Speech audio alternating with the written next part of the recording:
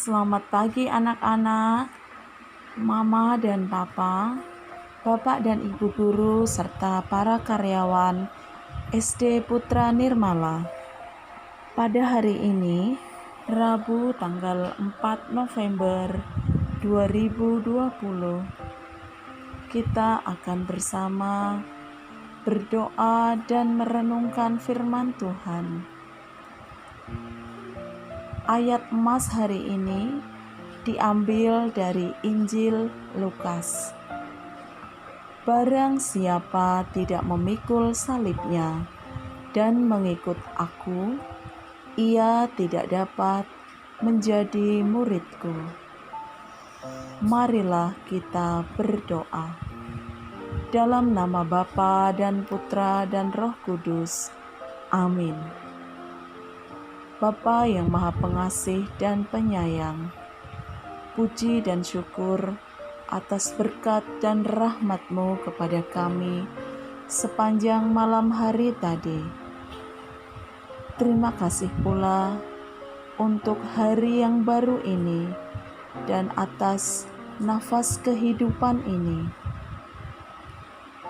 Bapa yang Maha Kasih, kami juga berdoa untuk semua orang yang saat ini sedang terbaring sakit. Kiranya Engkau segera sembuhkan mereka. Biarkanlah mereka menerima rasa sakitnya dengan sukacita.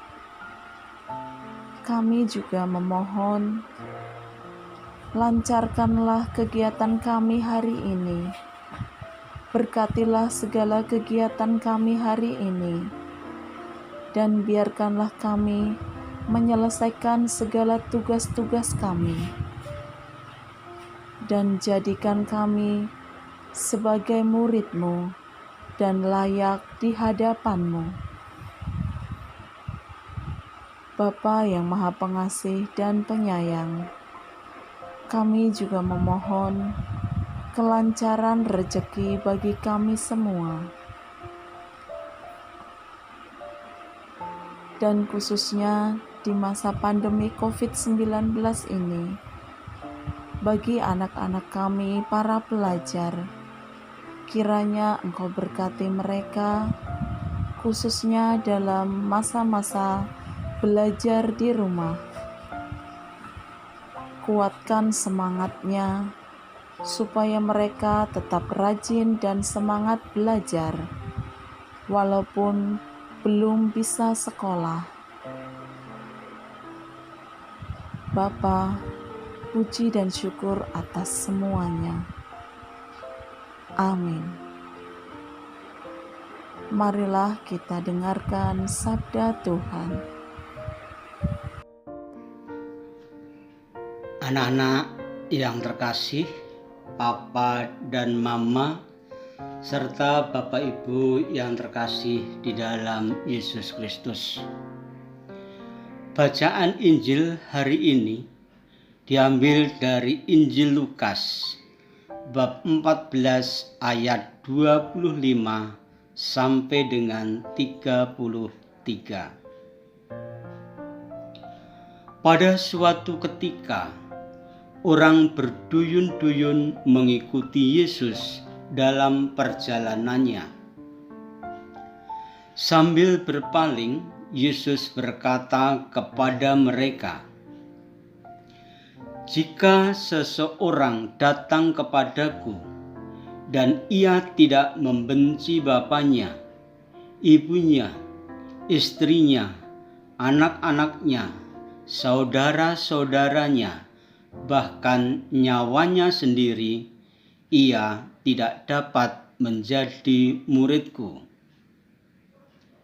Barang siapa tidak memanggul salibnya dan mengikuti aku, ia tidak dapat menjadi muridku. Sebab siapakah di antaramu yang mau membangun sebuah menara, tidak duduk membuat anggaran belanja dahulu? Apakah uangnya cukup untuk menyelesaikan pekerjaan itu? Jangan-jangan sesudah meletakkan dasar, ia tidak dapat menyelesaikannya. Lalu semua orang yang melihat itu akan mengejek dengan berkata, "Orang itu mulai membangun tetapi tidak dapat menyelesaikannya." Atau raja manakah yang hendak berperang melawan raja lain, tidak duduk mempertimbangkan dulu apakah dengan 10.000 orang ia dapat melawan musuh yang datang menyerang dengan 20.000 orang. Jika tidak dapat, ia akan mengirim utusan selama musuh masih jauh untuk menanyakan syarat-syarat perdamaian. Demikianlah setiap orang di antara yang tidak melepaskan diri dari segala miliknya tidak dapat menjadi muridku. Demikianlah Injil Tuhan. Terpujilah Kristus. Anak-anak, Papa, Mama, dan Bapak Ibu sekalian yang terkasih dalam Yesus Kristus. Motivasi seseorang dalam beriman kepada Allah harus senantiasa dimurnikan. Inilah yang dilakukan oleh Yesus ketika ia melihat begitu banyak orang berbondong-bondong mengikuti dia. Yesus menghendaki agar para muridnya tidak ragu dan bijaksana meletakkan Allah di atas segala-galanya. Artinya, menjadi murid Kristus tidak bisa asal-asalan, hanya ikut-ikutan, ataupun karena dipaksakan oleh pihak luar. Iman yang hanya tumbuh di permukaan atau luaran tidak akan mampu bertahan bila menghadapi berbagai macam tantangan dan godaan. Menjadi pengikut Yesus adalah pilihan yang radikal. Kita dituntut untuk berani melepaskan apa dan siapa yang paling berharga di mata kita. Jikalau seseorang datang kepadaku dan ia tidak membenci bapaknya, ibunya, istrinya, anak-anaknya, saudara-saudaranya laki-laki atau perempuan, bahkan nyawanya sendiri, ia tidak dapat menjadi muridku.